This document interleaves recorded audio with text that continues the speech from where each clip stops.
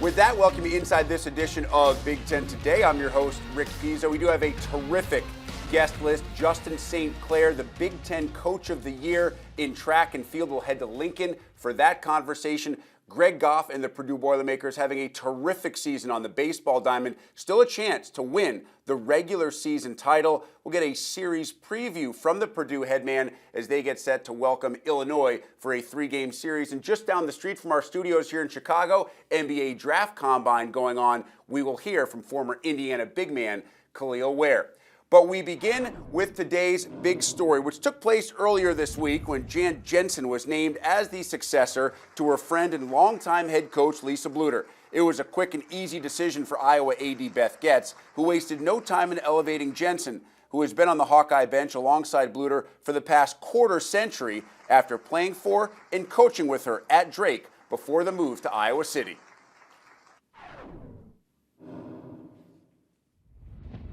And we are thrilled now to welcome in Jan Jensen for today's big interview. Jan, I'm curious, let's start here. How much of a sense did you have that this could actually happen before Lisa officially told you that she was ready to step away and retire? You know, everybody in, the recruiting world, when we got Megan Gustafson a few years ago, Big Ten Player of the Year, National Player of the Year, recruiting wars, well, she's going to retire after Megan. So you kind of have to withstand it, and you have those conversations. And then when we got Caitlin, of course, she's going to retire right after Caitlin. But that was never part of the conversation this year. And it wasn't until, because it was such an exciting year, right? And then we had the Final Four again, and then Caitlin got drafted and the award tour. So her and her husband were going on vacation a little bit later.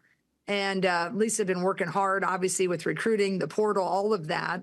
But before she left on vacation, she said, I just want you to know I'm going to have some deep conversations and be reflective, about my future, hopefully your future. And I kind of looked at her and I was like, really? And then she went on vacation. And when she came back, I kind of forgot about it because I was so busy, with everything else. And she called and said, hey, I'm going to swing by with a cup of coffee, which isn't unusual. We do hang out. And then Jenny Fitzgerald, our other longtime coach with us, also showed up, and that's when she told us. So it's been pretty fresh, week and a half maybe. And I'm sure there's a large part of that conversation that you'd like to keep private, understandably, with as emotional as I'm sure it was for both you and Lisa. But what can you share with us about the tenor of that conversation and what the initial reaction was between all of the parties involved? Well, I was shocked, but knew it would come someday, right? But I think the most poignant part of that conversation was, how much she hoped that I would be able to get it, right? Because that was our dream. That was what we'd been working for. A few years ago, I had not really looked at any other jobs, and I just kind of went all in on this one. And I said, hey, this is the only one I want. I love this place. I'm a native Iowan. I just, the fans here, this is the only place that really makes sense for me.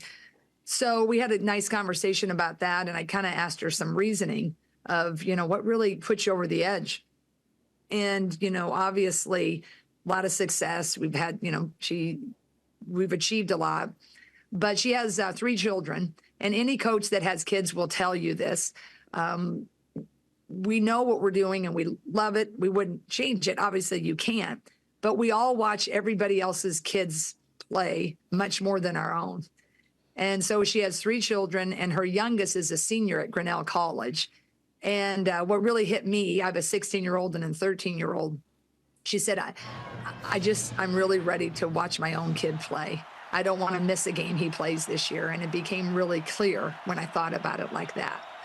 And I just thought it was really sweet because Lisa's had many roles, and she's been a GOAT in my mind for years. And I think the last 3 or 4 people really started to see just how great she is. But she's really a GOAT as a mom. And that really resonated with me. And it was just a really sweet moment. That is so well said. Jen, you're a native Iowan. You played at Drake. Other than a couple of years playing pro after Drake in Germany, you've basically spent your entire life around basketball in the state of Iowa. How much more special did it make the moment for you when you were told that you were going to be Lisa's successor? Really, words failed me, and I often joke that's not the case if you know me. Words don't usually fail me. But it was just a surreal sense of gratitude first, and then pride, of course. The one thing I thought of was my family. I'm one of five. I only have a remaining sister that thankfully is alive. Melody is her name. But my mom, my dad, and my brother have all passed away in the last 8 or 9 years. And they were my biggest fans personally. And they would have loved this moment because my dad was a proud farmer in this state and they loved the Hawkeyes. So to have that moment where you really get to realize a dream, I'm almost kind of choked up again, is it's just special. And I've been so fortunate. I mean, like, are you kidding me? Like I said yesterday at my press conference, like I've gotten to have my dream job, for so many years. And now I get to have my dream title and I didn't have to move. I mean, are you kidding me?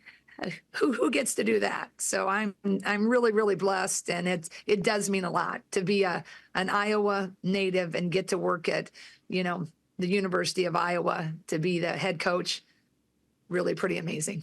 It is a perfect fit, and the joy is evident, the emotion is evident, but pressure always comes with any first major head college coaching job, which this is for you. There are very few that know the program better, but now you move over one chair, which does obviously add a lot of different responsibilities. How much pressure do you think you will feel when you get into the meat of what this job actually is? I think that will be a key to manage that. I've already noticed that the chair I'm sitting in now seems to be a little hotter than the one I used to be in. Seriously, I think that's the key. But I also think this year was going to be rebuilding, whether Lisa Blutter was still at the helm or not. You simply cannot lose a generational player like Caitlin Clark and a glue kid like a Kate Martin and a tremendous defender, do everything shooter like Gabby Marshall. And then we have Molly Davis and Sharon Goodman, just quality people. So I have to realize that this isn't a one-year deal, right? We're in it for the long haul. And I think we have some great pieces returning, but I think that's the deal. I believe I have to stay in my lane and not think, oh gosh, we gotta win, be undefeated, by February, right? Or whatever. I just feel like I have to enjoy the process like I have. I feel like I have always long understood it's the journey and not the destination. But yeah, I mean, there is a lot more pressure, and it's very difficult to follow a legend. A lot of people who do it, it's definitely a challenge. But I am buoyed up by the fact that I followed my best friend that wants me to succeed immensely. I have a university and a great AD and president that are backing me. Our whole team remained, our recruits coming in, our portal transfer, they're all in.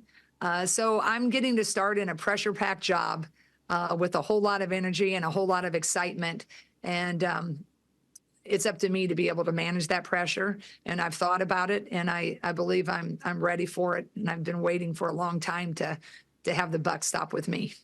Jen, I would actually say you don't just follow one legend in Lisa, you actually follow two as Caitlin moves on to the WNBA. And listen, everybody knows one player doesn't make a team, one player doesn't make a sport, but I think we also all agree Caitlin is as close to that as anybody has ever been. So what does Iowa basketball, in your vision right now over the next couple of years, look like without Caitlin Clark in the mix?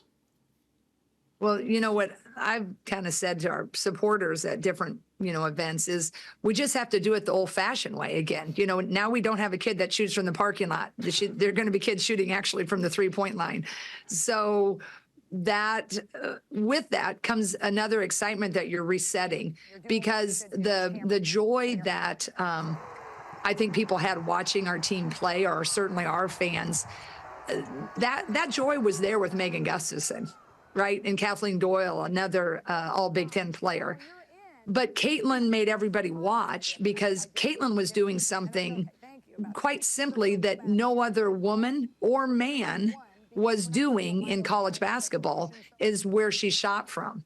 And so we're going to have that adjustment period, because when Caitlin would, sink it from the parking lot, that was just an explosion of, interest and excitement. But the joy can still remain. A great product on the floor can still be there. The purity of passing, the purity of, backdoor cuts and just beautiful basketball transition offense, that can be there. So what we're going to hopefully maintain are the fans and the interests of people that appreciate great basketball. But if all you really wanted to see was, Caitlin popping it from the parking lot, then no, we're definitely going to lose that caveat of fans. But, I've seen this fan base for, about a quarter of a century now. And if you put a good product on the floor and you play with joy and you play with a respect for the game and certainly an appreciation for our great fans, I think the Hawkeye fans are gonna be with us. All right, Jan, let's get you out of here on this. I know you got places to go. My kids similar ages to yours, and I just got to watch Full Court Press with my 14-year-old daughter, who is a huge women's college basketball fan. You're featured in it. Have you seen it? And if so, what'd you think? Ironically, we flew to Indianapolis for the premiere of the #1 hour, and it, was great. But then it all broke because that Monday, actually, when we flew to Indianapolis, that's when Lisa dropped the news. So then the next week was just consumed with a lot of conversations with my athletic director, a lot of, reflection and preparation. So I haven't seen 2, 3, and 4. And Caitlin told me at the premiere, she said 1 was good, but she said, man, I love 3 and 4. So with Caitlin, you never know what that means. I'm sure there was a lot more passion and emotion in 3 and 4. So I haven't seen it. My family, actually, we get together and watch it. So they're on me now that, all the excitement is now going to die down a bit, that we can finally watch the rest of them. Yeah, so it sounds good, though, huh? Yeah, and I think you'll have some other stuff that you have to take care of. I think your family's going to have to wait until the timing works out exactly right over the next couple of weeks. But, Jan, we really appreciate you being with us. Congratulations. Wish you the best of luck, and we cannot wait to see you as the head coach when Iowa takes the floor for the 24-25 season. Thank you so much. I appreciate it, and God bless and go Hawks.